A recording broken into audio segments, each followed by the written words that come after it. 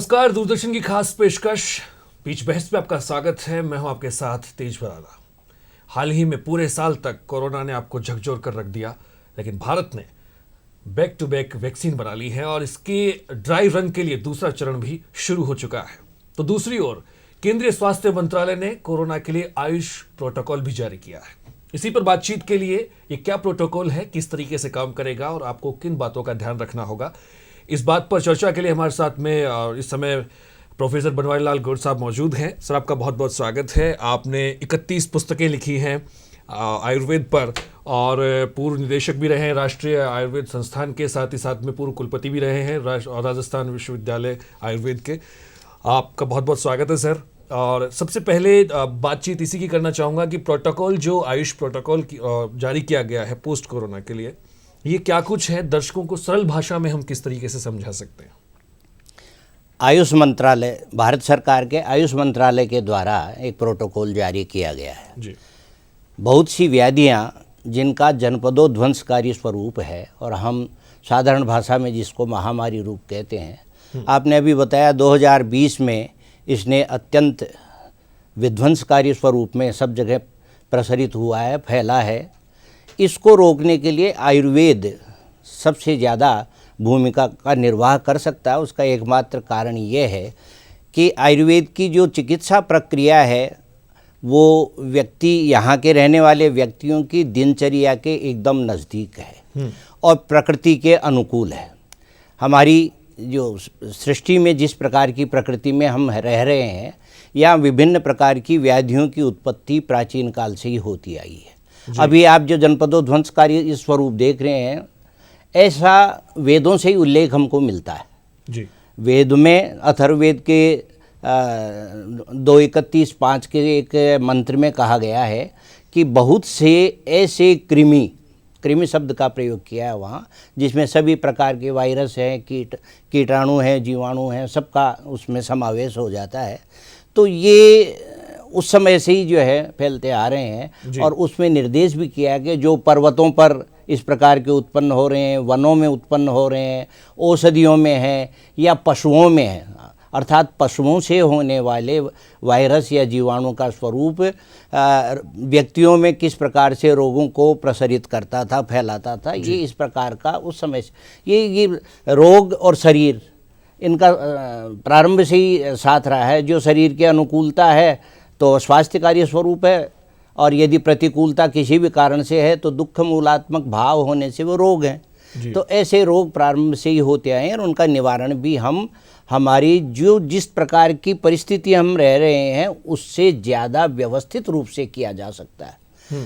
Protocol जब भारत सरकार के आयुष मंत्रालय ने किया है, एकदम सीधा सा सरल स्वरूप है, बहुत ज़्यादा जटिलता उसमें नहीं है, और वो भी ऐसा है कि एक सामान्य सा लोगों को याद दिलाने वाली बात है। जिन चीज़ों को प्रोटोकॉल के माध्यम से आयुष मंत्रालय के विशेषज्ञों ने बताया है वह हम प्रतिदिन कर रहे हैं, उसको व्यवस्थित रूप से कर लें तो बहुत महत्वपूर्ण है। डिसिप्लिन और बस ये दिनचर्या का निर्देश किया है। सबसे पहली बात बताया कि आप नींद पूरी 7 से 8 घंटे लीजिए, तो ये एक सामान्य बात है और उसका हम परिपालन करेंगे तो आपके शरीर के अंदर इस प्रकार के भाव हैं जिसको आयुर्वेद में हम रोग प्रतिरोधक क्षमता या व्याधि सहत्व कहते हैं। और व्याधि सहत्व का तात्पर्य है आपका शरीर इस प्रकार का बन जाए कि वह रोगों को निवृत्ति कर दे, रोगों का जो हेतु है, कारण है, उसको होने ही नहीं दे, रोग प्रतिरोधक क्षमता मजबूत रहे। हाँ, तो उसमें एक सामान्य सिद्धांत है। ऐसी प्रक्रियाओं का परिपालन करना चाहिए कि जिससे आपका जिस प्रकार का स्वास्थ्य है वो स्वास्थ्य वैसा का वैसा बना रहे। इसको स्वास्थ्यानुवर्तन कहा गया है आयुर्वेद में।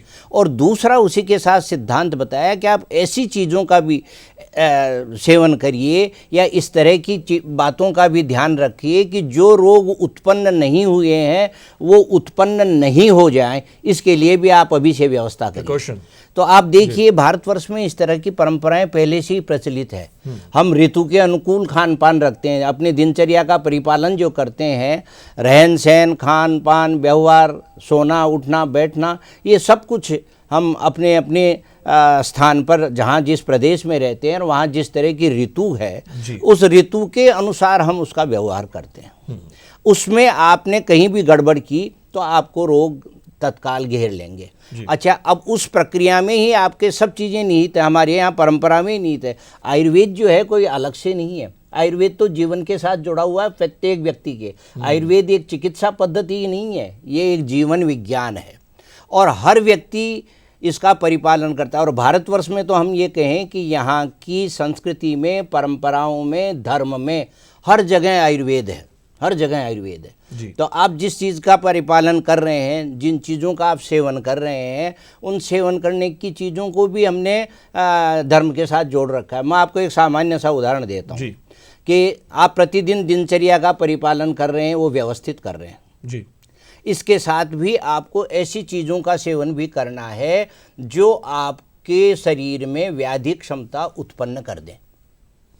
अब आंवला सर्दियों में उत्पन्न होता है, प्रकृति हमारा साथ देती है जी। प्रकृति ये कहती है कि आपको मैं अपने समय के अनुसार चीज़ें उपलब्ध करवा रही हूँ। प्रकृति ये कहती है आपको, आप उनका सेवन व्यवस्थित रूप से कर लीजिए। आंवला इस ऋतु में ही उत्पन्न होता है जी। और इस ऋतु में उत्पन्न होता है तो इस ऋतु में बनाए जाने वाले अनेक प्रकार के आयुर्वेदीय शास्त्रीय योग, जिनमें च्यवनप्राश महत्वपूर्ण है और भी बहुत से योग हैं, आमल की रसायन है, तो इनका प्रयोग आप करिए। इनका करोगे तो ये आपकी दिनचर्या में इस तरह से समाविष्ट हो जाएगा कि इससे आपकी रोग प्रतिरोधक क्षमता बढ़ जाएगी। तो ये थोड़ा सा अतिरिक्त हो गया। धर्म के साथ कैसे जोड़ा? आंवला नवमी कब आती है? यही हमारे जब सर्दियां प्रारंभ होती है, कार्तिक, सहजता से लोग इस चीज को अपना सकें, इसके लिए आंवले के प्रति आकर्षण के लिए आंवला धर्म के साथ जोड़ दिया। तो आपको आंवले का सेवन करना है जी। अब जो प्रोटोकॉल जो निर्धारित किया है आयुष मंत्रालय ने, तो हमारे यहाँ एक सिद्धांत है जी कि प्रारंभिक रूप में आप वही प्रक्रिया करिए कि जो हेतु है रोग का, रोग उत्पन्न करने वाले निदान बोलते हैं हम उनको, उस हेतु को दूर करिए। अब हेतु क्या है? इसका वायरस जो है किस तरह से आता है? आपके नाक के माध्यम से आता है या संस्पर्श से आता है। और 3000 वर्ष पहले महर्षि सुश्रुत ने इस बात को कह दिया कि बहुत से ऐसे रोग हैं कि आपके गात्र संस्पर्श से, किसी से भी आप संपर्क करते हैं, साथ में बैठते हैं, सोते हैं, बात करते हैं, तो उससे बहुत से रोग फैलते हैं। तो उनको रोकने का सर्वोत्कृष्ट उपाय क्या है? सबसे पहले वो कहते हैं डिस्टेंस रखिए। ये जो डिस्टेंस आज आप बात कर रहे हैं, ये महर्षि सुश्रुत 3000 वर्ष पहले कह चुके हैं कि आप ऐसे रोगों के लिए दूरीकरण करिए। स्वच्छता रखने की बात है, बार बार हाथ धोइए। आप देखिए अभी नवीन परिपाटी में हैंड वॉश डे भी आता है जी। और भारतवर्ष में हैंड वॉश डे दिन में कितनी बार हाथ धोते हैं आप? आपको पानी पीना है तो हाथ धो के पीजिए, आपको खाना खाना है तो हाथ धो के पीजिए, आपको सोच निवृत्ति है तो हाथ धोइए। हम दिन में 20 बार हाथों का, एक तरह से रिचुअल है हमारे तो ये परंपरा में है। तो इन चीज़ों में कहीं यदि हमको स्खलन होता है, कमी होती है, त्रुटि होती है, तो ये रोग होते हैं। अब उसमें आयुष मंत्रालय ने कहा है कि आप नाक में अणु तेल या षडबिंदु तेल डालिए, या साधारण तिल्ली का तेल है या सरसों का तेल है, डालिए, नाक में लगाइए। ये पहले भी प्रचलित था और अब भी दिनचर्या में हमारे प्रचलित है कि प्रातःकाल नाक में तेल लगाना चाहिए, रात को नाक में तेल लगाना चाहिए। उससे नाक से होने वाली व्याधियों का अपवारण होगा, बचाव होगा। तो ये एक सामान्य सा निर्देश है। और कुछ चीज़ें ऐसी भी बताएं, अभी जब कोरोना इसकी जब बात आई तो हल्दी सबसे ज़्यादा प्रभावी इसमें है। हल्दी क्यों है प्रभावित? हल्दी का ये गुण है, ये गुण है, आप जिसको एलर्जी कहते हैं आजकल, उस एलर्जी को भी रोकती है। आपका जिसको हम प्रतिशय बोलते हैं, जुकाम यदि हो रही है, सर्दी लग जाए किसी को, उसको दूर करती है, बुखार को दूर करती है, त्वचा पर होने वाले किसी प्रकार की आपकी विकृति है, कोई भी फुंसियाँ, फोड़े फुंसियों में, उनको दूर करती है। तो आपको शरीर को व्यवस्थित कर, इसका नाम ही वरवर्णिनी है।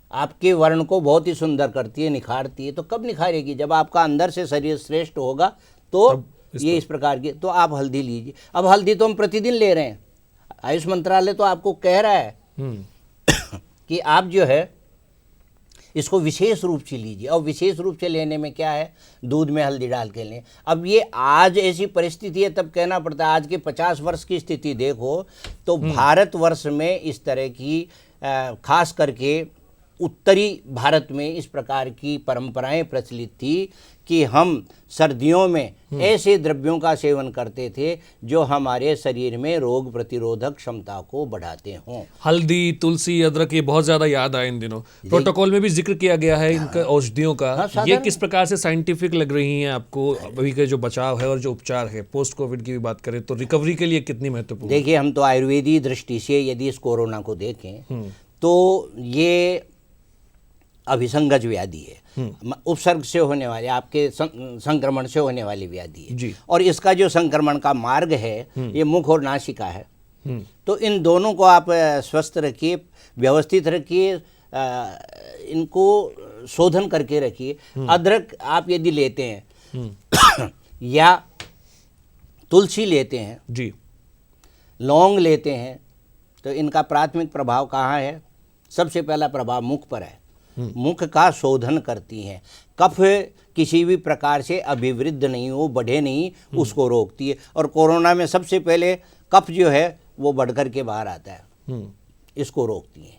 तो ऐसी चीज़ों का प्रयोग करने के लिए इन्होंने प्रोटोकॉल में सामान्य निर्देश कर दिया। और आप देखिए, सर्दियों में वैसे भी हम तुलसी लेते हैं, अदरक लेते हैं, काली मिर्च लेते हैं, पीपल लेते हैं। अब पीपल का भी आप देखिए, पीपल का तो आयुर्वेदीय चिकित्सा पद्धति में पीपल का तो वर्धमान प्रयोग है। एक विशेष प्रक्रिया के माध्यम से हम पिपली का प्रयोग करवाते हैं, वो भी है। और साधारण रूप से जितनी भी औषधियाँ, इसमें एक औषधि बताई गई है प्रोटोकॉल में, सीतोपलादी चूर्ण जी। अब उसमें सीतोपलादी है, मिस्री है, वंशलोचन है, और पीपल है, इलायची है और दालचीनी है। बस एक सामान्य सा योग है। अब उस सामान्य से योग को आप कोई नुकसान करने वाला नहीं है। आप यदि स्वस्थ व्यक्ति भी ले, आयुर्वेदिक औषधियों में एक विशेष बात ये भी है कि स्वस्थ व्यक्ति भी यदि उसका प्रयोग करता है तो वे स्वास्थ्य की रक्षा करता है, किसी प्रकार का अतिरिक्त कोई हानि नहीं पहुंचाता। तो ऐसे द्रव्यों का प्रयोग करने में हानि कहाँ? और जो ये जो सारांश पत्र इन्होंने बनाया है, इस पृष्ठ को पहुंचाने की भी, घर घर पहुंचाने की भी बात कही जा रही है, किस तरीके से कारगर होगा और कैसे पहुंचेगा, इस पर समता समिति ने भी कुछ कहा है। आयुष मंत्रालय ने एक पूरा अपना प्रोटोकॉल बना करके और प्रसारित कर दिया जी, जिसमें ये भी बताया है कि इनके लक्षणों को, जैसे गिलोय है, इसमें सर्वाधिक प्रभावी है। गिलोय का प्रभाव कैसे प्रयोग करें, उसके लिए संसमनी वटी बताई है। गिलोय घन वटी का जो रूप है उसी तरह से उसका भी उल्लेख किया है, उसका आप प्रयोग करिए। यदि खांसी विशेष रूप से है तो आप वासावलय का प्रयोग करिए। श्वास की यदि तकलीफ विशेष रूप से है तो कनकासव लीजिए। तो कुछ ऐसे द्रव्यों का निर्देश, ऐसे औषधियों का निर्देश किया है जो सामान्य रूप से आयुर्वेद में प्रचलित है और निश्चित रूप से किसी तरह की विकृति नहीं करती। जो लोग अब आने वाले समय में वैक्सीन भी लगवा लेंगे, क्या वो भी रिकवरी के लिए इन चीज़ों का इस्तेमाल कर सकते हैं? आयुर्वेद उसमें कहीं दिक्कत होगी किसी को शारीरिक? आपने अभी एक प्रोटोकॉल वाली बात की जी, प्रोटोकॉल के प्रसारण की जी। तो भारत सरकार ने उस प्रोटोकॉल को बनाया, उसके वैज्ञानिकों ने, जो चिकित्सक हैं, विद्वान हैं, शास्त्रज्ञ हैं, उन सब ने बनाया जी। समता समिति ने एक बहुत बड़ा काम किया है इसमें जी। जो समता आंदोलन समिति है उसने क्या किया कि उस पूरे प्रोटोकॉल का संक्षिप्तीकरण किया और संक्षेप में करके केवल एक पेज में उस बात को प्रसारित करने का एक बीड़ा उठाया है कि हम पूरे भारतवर्ष में कम से कम शब्दों में उस बात को कहें और लोग समझ जाएं उस बात को और आसानी से उस प्रक्रिया को कर लें। तो ये समता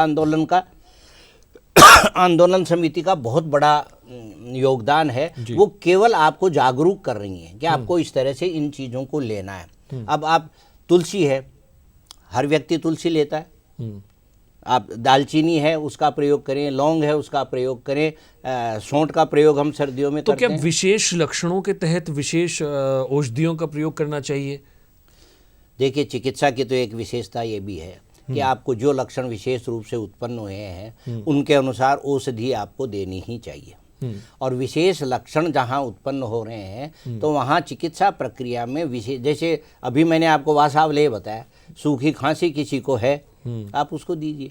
श्वास में कृच्छता है, कष्ट है, तो आप कनकासव दीजिए। और दूसरी बात यह है, केवल ये सामान्य व्यक्ति के लिए यूं ही लेने वाली बात नहीं है। सामान्य व्यक्ति जागरूक हो जाए और चिकित्सक के माध्यम से इन चीज़ों को ले तो ज़्यादा श्रेष्ठ है। चिकित्सक उसमें यह भी सोच सकता है कि कौन से व्यक्ति को कौन सी चीज़ इसके साथ दी जा सकती है जिससे ज़्यादा प्रभावी इसका स्वरूप हो। ऐसी सैकड़ों औषधियाँ हैं आयुर्वेद में। ये जो औषधियाँ इन्होंने छांट करके यहाँ चयन करके प्रसारित की हैं, ये तो हैं ही, इनके अतिरिक्त भी बहुत सी औषधियाँ। तो चिकित्सक की सलाह से यदि लें और व्यक्ति ये कुछ जैसे ये नागरादि कषाय है जिसमें सौंठ, तुलसी, लौंग और ये दालचीनी, इसमें तो आप बिना किसी उसके लीजिए, कोई दिक्कत नहीं है। आप एक सामान्य मात्रा में, सामान्य स्वरूप में हर व्यक्ति लेता भी है, सर्दियों में लेते हैं। आपने ये देखा होगा कि भारतवर्ष में बहुत से लोग जो चाय पीते हैं उन चाय में भी इन चीज़ों को डालने लग गए। आज के 50 वर्ष पहले चाय नहीं थी, तुलसी चाय, अदरक हाँ, वाली तो इस चाय, तरह के जी। काढ़े बना करके लोग पिया करते थे उस समय भी।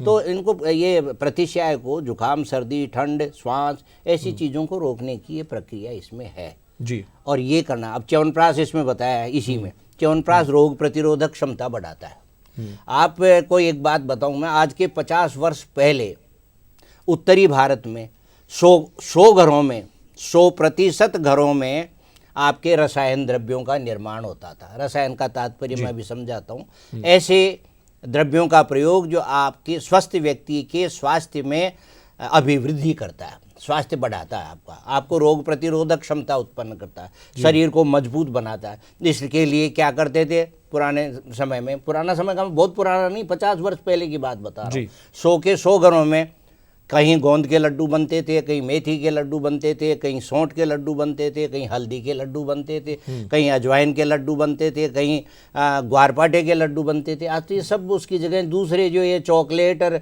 पिज्ज़ा, बर्गर, इन चीज़ों ने स्थान ले लिया। आज 2% में भी नहीं बनते ये लड्डू। तो रोग प्रतिरोधक क्षमता बढ़ाने के लिए आयुष मंत्रालय ये कह रहा है कि आप च्यवनप्राश लीजिए। और च्यवनप्राश की प्रसिद्धि जिस रूप में है और जो काम ये करता है, तो केवल शरीर की सामान्य रोग प्रतिरोधक, पहले जो सर्दियों में जो लड्डू खिलाते थे माता पिता, उनका रिचुअल होने के साथ साथ एक आदत होने के साथ साथ में साइंटिफिक भी कारण था। वो आपके इस ऋतु के अनुकूल होने वाले जो दोष हैं उनकी निवृत्ति दूर करता था और दूर करने के साथ साथ शरीर में इतनी शक्ति उत्पन्न कर देता विशेष प्रकार की। देखिए, रसायन भी 2 प्रकार के होते हैं। एक तो संपूर्ण शरीर की शक्ति को बढ़ाने वाले, और वो एक रोग विशेष पर अपना काम करने वाला। यदि कोई श्वास का रोगी है तो प्राचीन काल में हल्दी के लड्डू खाया करते थे, तो आपको हल्दी के लड्डू खाने से उसको बड़ा आराम रहता है। किसी के दर्द है, गठिया है, गौर है, तो सौंठ के लड्डू खाया करते। अब इलाज कराते हैं, चिकित्सा करवाते हैं या इन चीज़ों का प्रयोग नहीं करते तो रोग उत्पन्न होते हैं। आप पहले ही व्यवस्थित रूप से इन चीज़ों का सेवन करते रहें तो ऐसा कुछ नहीं। सर, आप आयुर्वेद के प्रकांड विद्वान हैं और आपने बहुत सारी पुस्तकें भी लिखी हैं। जिस तरीके से आपने जिक्र किया कि रसायन भी 2 प्रकार के होते हैं, इस बार जो बीमारी आई है उसके भी कई प्रकार देखने को मिले, कई लक्षण देखने को मिले, कुछ दृश्य थे, कुछ अदृश्य भी नजर आए। जो लोगों को कोरोना नहीं भी हुआ है, वो ऐसी कौन सी इसमें से एक औषधि ले सकते हैं जिससे वो बचे रह सकते हैं, वो प्रतिरक्षा के रूप में उनके लिए काम आ सकती है? इसमें प्रोटोकॉल में बताया है और समता आंदोलन समिति ने प्रोटोकॉल में प्रसारित भी किया है। सामान्य सा योग है, सीतोपलादी चूर्ण शहद के साथ चाटिए। आप निरंतर भी लेते रहे ना, सर्दी में कोई नुकसान नहीं करने वाला है। च्यवनप्राश आप पूरे 365 दिन भी लेते रहे तो कोई नुकसान नहीं करने वाला है। तो ऐसे चीज़ इसमें बता रखी हैं, उनको दे रखा है। और यदि खांसी, जुखाम ऐसी चीज़ें हो रही हैं तो आप काढ़े लीजिए, आप वासावले लीजिए, आप और दूसरे जो द्रव्य करते भी हैं लोग, ऐसा नहीं है। जो जिन स्थानों पर अड़ूसा खूब उत्पन्न हुआ करता है, वासावले में क्या है, अड़ूसा है, कटेरी है, ऐसी कई चीज़ें हैं जिनका प्रयोग है। वासावले में तो कटेरी नहीं है, उसमें हरड़े है जो पेट को भी ठीक करती है, लेकिन कनकासव है। अब आप धतूरे का उसके पंचांग को लेकर के उसकी औषधि बना रखी है, लेकिन वो सीधा श्वास के ऊपर फायदा करती है। तो ऐसी चीज़ों का प्रयोग चिकित्सक के परामर्श से लेना चाहिए। लेकिन बिना परामर्श के भी यदि सीतोपलादी चूर्ण ले लें तो ये तो हमारा आहार की प्रक्रिया जैसा ही औषध है। जी, आहार और औषध इन दोनों में थोड़ा सा अंतर है। जी, आहार जो है रस प्रदान होता है और औषधियाँ वीर्य प्रदान होती हैं, वो अपना कार्य दूसरे ढंग से तत्काल प्रदर्शित करने वाली होती हैं। जी। और प्रधानमंत्री ने बार बार कोविड काल के दौरान अपने संबोधन में हर बार ये जिक्र किया है कि भाई आयुर्वेद को अपनाएं, योगा को अपने करीब रखें, और दुनिया भर में इसे अपनाया भी जा रहा है। इस रूप में जब दुनिया के सामने आयुर्वेद आया है अभी, जिसकी सख्त ज़रूरत भी महसूस की लोगों ने, और लोगों ने अपने जीवन का एक अभिन्न अंग भी इसे मान लिया, हालांकि पहले भी था, अब आपको इस स्थिति को देखते हुए कैसा महसूस होता है? आपने एक लंबी जर्नी आयुर्वेद में की है। देखिए, सभी आयुर्वेदज्ञों को विशेष रूप से प्रधानमंत्री जी का आभार प्रकट करना चाहिए और प्रकट करते भी हैं। बल्कि संपूर्ण भारतवर्ष जो है इस बात के लिए आभार प्रकट करता है कि उन्होंने हमको प्रकृति के साथ जोड़ा है। आयुर्वेद, मैंने जैसे आपको पहले कहा, वो तो आपको खान पान में ही ऐसी व्यवस्थाएं बता रहा है, ऐसी चीज़ें खान पान में ही दे रहा है। आप ये जो सूप बनाते हैं आजकल, सूप पीते हैं आहार में, आयुर्वेद में यूस के नाम से हैं ये, और अलग अलग रोगों में या सामान्य स्वस्थावस्था में या ऋतुचर्या में आप इस तरह के यूस थोड़ा सा के आयुर्वेद के व्यक्ति से सलाह करके और आपके सूप में परिवर्तन कर लें तो वो आपको वो भी लाभ करेगा।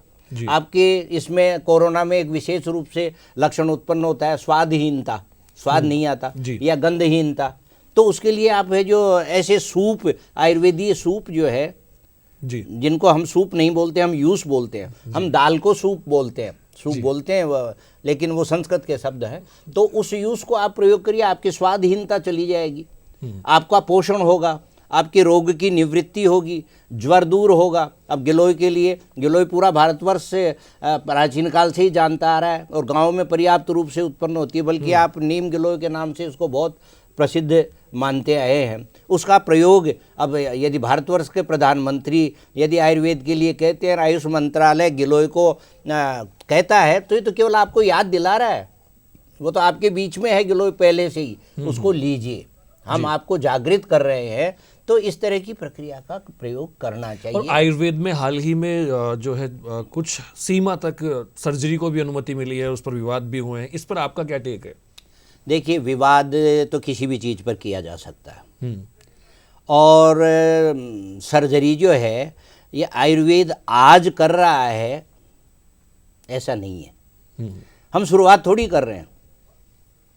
3000 वर्ष पहले जिस सुश्रुत, महर्षि सुश्रुत ने जिस बात को बताया, अनेक तरह के सर्जरी, शल्य चिकित्साएं की, और वो अनेक तरह की शल्य चिकित्साएं करने के बाद बीच में जो बात आज के 3000 वर्ष पहले उन्होंने बताया आपको ऐसे ऐसे शल्य किया करनी, उन्होंने सिद्धांत बताया। अब उस सिद्धांत के साथ जो जो आपका समय युग परिवर्तन होता जाता है, तो युग में होने वाली वस्तुओं को आप काम में लेओगे कि नहीं। उपकरणों को आचार्य चर्क करते हैं उपकरणवंतस्यु, उपकरणवान बने। अब उपकरण का क्या मतलब है? जो उपकरण आपको जिस काल में आप रह रहे हैं उस काल में होने वाले उपकरण को काम में लेकर के चिकित्सा करें। अब उस समय देखिए, मैं आपको एक सीधा सा उदाहरण देता हूँ। ये जो ब्लड ट्रांसमिशन की प्रक्रिया, रक्तादान करते हैं, ब्लड देते हैं जी, किसी व्यक्ति के रक्त की कमी हो गई, उसको ब्लड देते हैं, ये क्या है? ये प्रक्रिया है जी। सिद्धांत क्या है? सिद्धांत तो 3000 वर्ष पहले चरक सुश्रुत ने स्थापित कर दिए। उन्होंने कहा रक्तम रक्ते, यदि रक्तक्षय यदि है तो रक्त दीजिए। इन सिद्धांतों को अपनाने के लिए और अपनी जिंदगी का अभिन्न अंग बनाने के लिए आप हमारे दर्शकों को क्या कुछ कहना चाहेंगे? अजय भाई, मैं आपके सर्जरी वाली बात में एक बात और कहना चाहूँगा। जी जी, बताइए। ये जो सर्जन विरोध कर रहे हैं, ये सर्जन तो सुश्रुत का अनुकरण कर रहे हैं सारा का सारा। जितने प्रकार के शल्य करने के उपकरण बताए गए हैं वो सारे के सारे मौजूद हैं। अब यदि सुश्रुत ने कह दिया कि इन उपकरणों को लेकर के रथ में बैठ करके आप जाएं, तो आयुर्वेद का व्यक्ति यदि किसी की शल्य चिकित्सा करेगा तो वो तो रथ में बैठ के जाए। तो कहा जा सकता है कि अपने को इतिहास को टटोलने की भी जरूरत है, जड़ों को जानने की जरूरत है। मैं दूसरी बात कहता हूँ कि हमको हर चीज, हर उपकरण काम में लेने का अधिकार है। प्रक्रिया हमारी है, हम जो करते हैं प्रक्रिया में परिष्कार होता है। ये थोड़ी है कि प्राचीन काल में जो थी वो सिद्धांत है, उस सिद्धांत के अनुसार आपको ये काम करना है।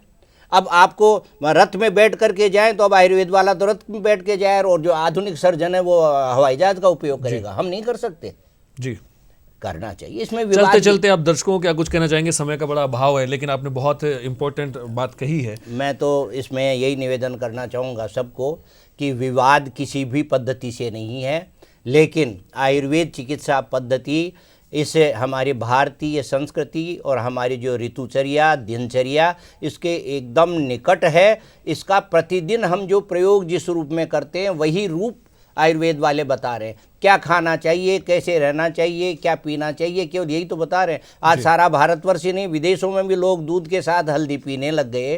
तो ये तो सामान्य सिद्धांत है आयुर्वेद का, उसको तो हम केवल बता रहे हैं आपको। बहुत से लोग काढ़ा पी रहे हैं तो ये बता रहे हैं। तो बहुत बहुत धन्यवाद आपका बनवारीलाल गौड़ समता साहब। आंदोलन समिति का भी इसमें बहुत बहुत जी, जी, धन्यवाद उनका भी कि वो धन्यवाद। इसका प्रचार प्रसार करने की उन्होंने एक बीड़ा ठाना और ये आयुष मंत्रालय धन्यवाद का पात्र है कि उन्होंने एक साधारण सा प्रोटोकॉल हमारे लिए प्रसारित किया, जिसे हम लोग अभी सुन भी रहे थे, जान भी रहे थे किस प्रकार से प्रोटोकॉल का हम इस्तेमाल कर सकते हैं। बहुत बहुत धन्यवाद स्टूडियो में आने के लिए बनवारीलाल जी। तो ये थे प्रोफेसर बनवारीलाल गौड़ साहब जो 31 पुस्तकें भी आयुर्वेद पर लिख चुके हैं। साथ ही साथ में इन्होंने बताया कि किस तरीके से जो प्रोटोकॉल है, जो डिसिप्लिन है, हम वो अपनाकर आयुर्वेद को अपनी ज़िंदगी का भिन्न अंग बनाकर इस कोरोना से ही नहीं लड़ सकते बल्कि आने वाली और भी व्याधियों से हम पार पा सकते हैं। फिलहाल इस बहस में इतना ही। नमस्कार।